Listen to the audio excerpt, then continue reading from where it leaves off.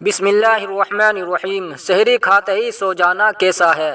میں سحری کے بعد سو جاتا ہوں تو کیا میرا روزہ مانا جائے گا یا نہیں مانا جائے گا؟ بہت سارے لوگ سحری کھاتے ہیں، فجر کی نماز پڑھتے ہیں، اس کے بعد سو جاتے ہیں، پھر 2 بجے 3 بجے 12-1 بجے اٹھتے ہیں، تو ان کا روزہ مانا جائے گا یا نہیں مانا جائے گا؟ اور ایسے لوگوں کے بارے میں اسلام کیا کہتا ہے؟ دیکھو، جو عام دن ہو یا وہ رمضان کا مہینہ ہو، فجر کی نماز کے بعد آپ صلی اللہ تعالی علیہ وآلہ وسلم نے ذکر و اذکار کرنے کی آپ صلی اللہ علیہ وآلہ وسلم نے تاکید فرمائی۔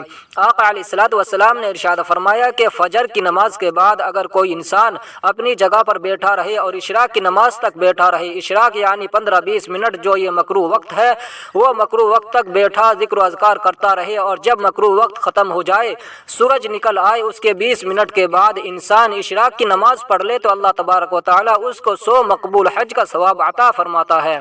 فرشتے پورا دن اس کی حفاظت فرماتے ہیں، یہ حدیث کا مفہوم ہے۔ تو یہ عام دنوں میں آپ صلی اللہ علیہ وآلہ وسلم نے یہ بات بیان فرمائی، اور آقا علیہ الصلوۃ والسلام نے ارشاد فرمایا کہ فجر کے بعد کچھ فرشتے زمین پر آتے ہیں اور وہ انسان کو دیکھتے ہیں وہ کس کنڈیشن میں ہے، پھر وہ فرشتے عصر تک اس کے ساتھ رہتے ہیں، عصر کے بعد چلے جاتے ہیں، عصر میں دوسرے فرشتے آتے ہیں، پھر وہ اگلے دن فجر تک اس بندے کے ساتھ رہتے ہیں۔ تو آپ صلی اللہ علیہ وآلہ وسلم نے ارشاد فرمایا کہ خصوصاً عصر کے بعد اور فجر کے بعد ذکر و اذکار میں ملوث ہو جایا کرو، تاکہ جو فرشتے آ رہے ہیں تمہارے پاس وہ تمہیں ذکر کی حالت میں دیکھے، اور جو جا رہے ہیں وہ بھی تمہیں ذکر کی حالت میں چھوڑ کر کے جائے۔ تو یہ فضیلت ہے۔ اب اس فضیلت سے رمضان کے مہینے میں بھی کچھ لوگ اس فضیلت کو حاصل نہیں کر پاتے، اور وہ لوگ سو کر اس فضیلت کو کھو بیٹھتے ہیں۔ تو تھوڑی دیر بعد سو جاؤ بھائی، آدھا گھنٹہ سونا ہی ہے نا آپ کو، تو 1 گھنٹہ بعد سو جاؤ۔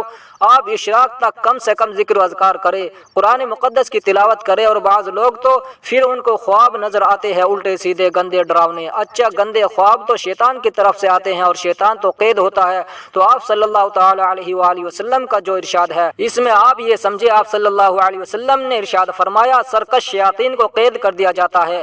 وہ بڑے ہائی فائی سرکش جو شیاطین ہے نا، ایجنٹ ہوتے ہیں، ان کو بس ان کے پیروں میں زنجیریں ڈال کے ان کو قید کر دیا جاتا ہے۔ یہ انسان کو اس طرح سے نہیں بہکا سکتے جس طرح سے عام دنوں میں بہکاتے ہیں، لیکن چونکہ جو پورے 11 مہینے اس نے کوشش کی ہوئی ہے، شیطان نے تو اس کا تو وہ آپ کام کر کے دے رہے ہو نا۔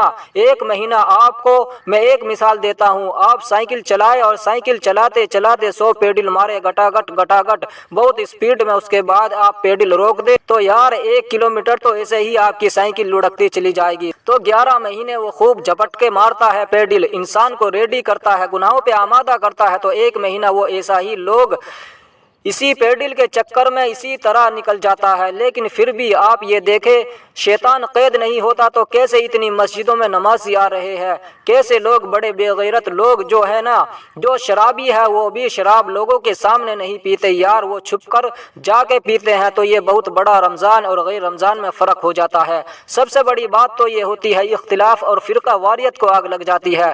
کیسے کہ کوئی انسان کہیں بھی نماز پڑھ رہا ہے، کوئی بھی انسان کسی سے مل رہا ہے، کوئی بھی انسان کسی کے ساتھ افطار کر رہا ہے، کوئی پرابلم نہیں۔ باقی 11 مہینوں میں دیکھو نام پوچھتا ہے، اس سے یہ پوچھتا ہے کہ یہ بتاؤ کس فرقے سے ہو، یہ پوچھتا ہے کہ بتاؤ کہ مکتب فرقے سے تعلق رکھتے ہو، یہ بتاؤ ہو کون، شیعہ سنی وہابی دیوبندی رفع دین کرتے ہو نہیں کرتے ہو، یا 20 رکعت پڑھتے ہو یا 8 پڑھتے ہو، یہ کتنے معاملات ہوتے ہیں۔ لیکن رمضان کے مہینے میں جو سب سے خطرناک، جو پورے 11 مہینے آگ لگی ہوتی ہے رمضان کی برکت سے، کیونکہ شیطان نے قسم کھائی ہوئی ہے یہ انسان کو جنت کے قابل نہیں رکھیں گے۔ اس نے کہا اے اللہ، ہم تیرے راستے سے اسے روکیں گے۔ آقا علیہ الصلوۃ والسلام نے سیدھی لکیر اور سیدھا خط کھینچا اور فرمایا لوگو یہ اللہ کا راستہ ہے، دائیں بائیں اور کھینچے، اور فرمایا یہ بھی راستے ہیں، لیکن ان پر ہر ایک پر شیطان بیٹھا ہوا ہے جو اپنی طرف بلاتا ہے۔ شیطان نے قسم کھائی کہ انسان کو جنت کے قابل نہیں رکھیں گے، انسان کو جنت کے قابل نہیں چھوڑیں گے۔ اللہ نے قرآن مقدس میں فرمایا وَاعْتَصِمُوا بِحَبْلِ اللَّهِ جَمِيعًا وَلَا تَفَرَّقُوا، اے لوگو اللہ کی رسی کو مضبوطی سے تھام لو اور فرقوں میں مت بٹو۔ اے اللہ، فرقوں میں بٹنے سے ہم سب کی حفاظت فرما اور ہمیں سمجھ عطا فرما، رمضان المبارک کا ادب و احترام کرنے کی توفیق عطا فرما، آمین۔ مزید معلومات ملتی رہے تو چینل کو سبسکرائب کیجیے گا۔ اللہ حافظ۔